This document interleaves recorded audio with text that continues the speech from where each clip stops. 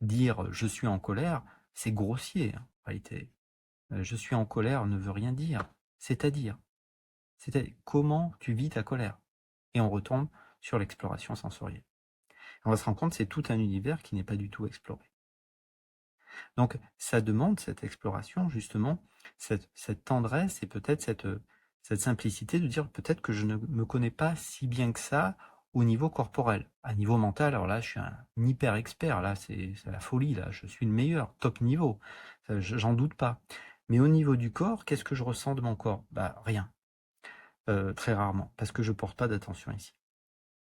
Donc c'est tout un univers qui est complètement inexploré. Voilà, je le disais dans une vidéo précédente, on se connaît à fond mentalement, mais corporellement, dans la texture, dans le goût de l'instant, pas du tout. Et donc tout ce que le mental n'est pas en mesure d'analyser, il le laisse de côté. Donc encore une fois, je le répète, le mental a sa place, il est nécessaire. S'identifier à une pensée est nécessaire, sinon vous vous habillez même pas le matin. La problématique, c'est que si je ne sais pas prendre du recul avec les pensées qui se présentent, je serai jamais maintenant. Donc je vais passer ma vie dans une forme d'abstraction mentale, dans un concept. Et donc il n'y a pas de problème de passer sa vie dans un concept. Peut-être que certains mathématiciens passent le plus clair de leur vie dans une idée, dans une équation. Peut-être que beaucoup de mamans passent leur temps à essayer d'élever leur enfant. Et c'est très bien. Mais est-ce qu'on peut réellement donner de l'attention aux autres si on ne s'en donne pas à soi-même?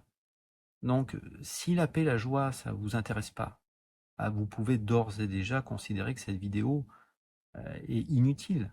Ou alors elle est peut-être très utile si vous dit que eh bien, j'ai besoin peut-être de porter mon attention maintenant sur mon corps ou écouter mon corps.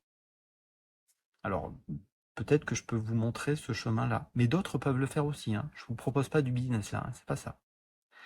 On partage juste autour du fait que je suis pas présent à cause du mental qui me vole littéralement l'instant. Et vous pouvez pas demander au mental de s'éteindre. Ah, je le dis parfois, essayez de pas penser à un ours bleu avant demain matin. La première chose que vous faites, c'est vous pensez à un ours bleu. Donc si je me dis, il faut pas que je pense aujourd'hui, je pense. Donc ce qui est partagé dans cette petite causerie, c'est qu'à un moment donné, plus vous voulez être présent et plus le mental va devenir fou d'une certaine manière, il va s'exciter, parce qu'il ne peut pas accepter maintenant. Parce que maintenant, plus vous êtes maintenant, plus il perd les pleins pouvoirs, pour le dire, pour employer des mots duels. Donc, il vous fera très rapidement faire autre chose que d'être maintenant. Alors, cette question, maintenant on y va, hein, voilà, cette question, quand on est plus maintenant, à un moment donné, il y a quelque chose qui nous dit ça va pas. J'ai pas envie d'être maintenant, je m'ennuie. Voilà. Et donc, comment mettre fin à ça? Comment mettre fin à l'ennui mental? Parce que dire je m'ennuie n'est qu'une pensée, en réalité. Eh bien, vous vous demandez, vous posez une question. Vous dites, où est l'ennui? Voilà. Et donc, quand vous demandez où est l'ennui, vous regardez s'il y a une réponse qui émerge. Alors, vous dites, ben, je m'ennuie du lieu où je suis, ou je m'ennuie de cette vidéo. Ok? Alors maintenant, vous posez une question, et cette question, elle peut vous suivre pendant des années, ou peut-être ne pas vous suivre du tout, parce qu'encore une fois, il n'y a pas d'approche définitive pour tout le monde. Cette question, la voilà. À quelle distance je suis de l'ennui? Le lieu où je suis m'ennuie. Cette vidéo m'ennuie. Admettons. Et bien, à quelle distance je suis de la pensée qui me dit je m'ennuie? Forcément, je ne suis pas la pensée qui dit je m'ennuie, sinon je ne la verrai pas. Il faut être à l'extérieur d'une noix de coco, c'est souvent un exemple que je prends. Il faut être à l'extérieur d'une noix de coco pour pouvoir l'apercevoir. Donc si vous dites je m'ennuie, oui, ben c'est un objet, quoi. C'est à quelle distance vous êtes de cet objet. C'est un objet immatériel, on est bien d'accord, mais c'est un objet. Donc, je suis heureux de regarder cette vidéo. Bon, bah, c'est un objet. Et donc, à quelle distance je suis de cette pensée qui me dit je suis heureux de regarder cette vidéo? À quelle distance je suis de la pensée? À quelle distance je suis des sensations corporelles? C'est-à-dire, si vous essayez de ressentir votre corps, très rapidement, le mental, il veut pas. Voilà, vous sentez votre jambe, essayez de pas sentir votre jambe, essayez de pas sentir votre bras, essayez de pas sentir vos cuisses, vous sentez vos cuisses.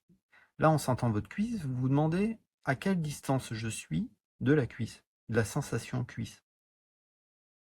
Alors le mental dira, ben, ma cuisse est là, oh, c'est peut-être bien à 30 cm de moi. C'est à 30 cm des yeux, d'accord? Mais à quelle distance je suis de la pensée qui me dit c'est à 30 cm?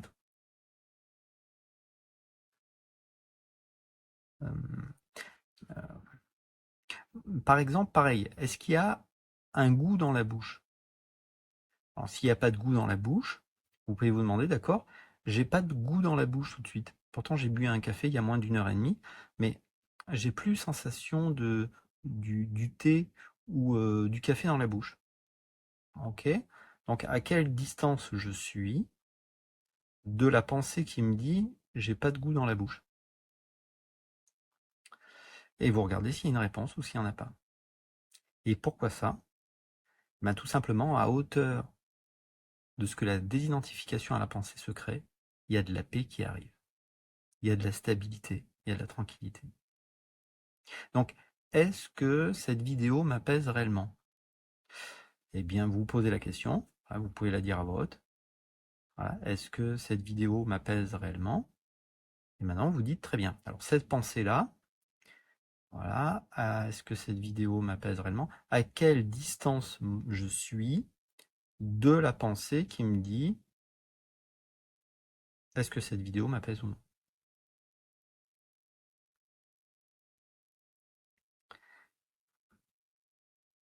Et vous regardez ce que ça fait pour vous. D'être une conscience, d'être la conscience avant les pensées.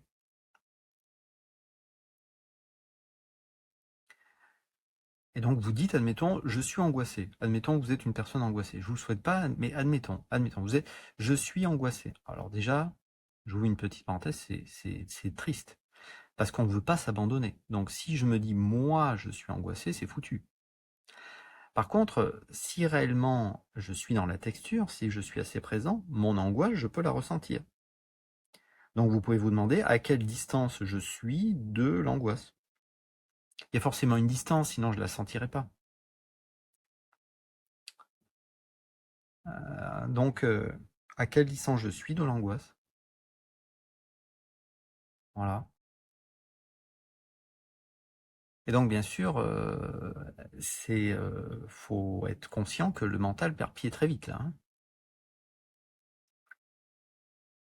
Alors là, le mental se protège, donc il se dit, voilà, cette approche ne sert à rien. Ok, très bien. À quelle distance je suis de la pensée qui me dit cette approche sert à rien?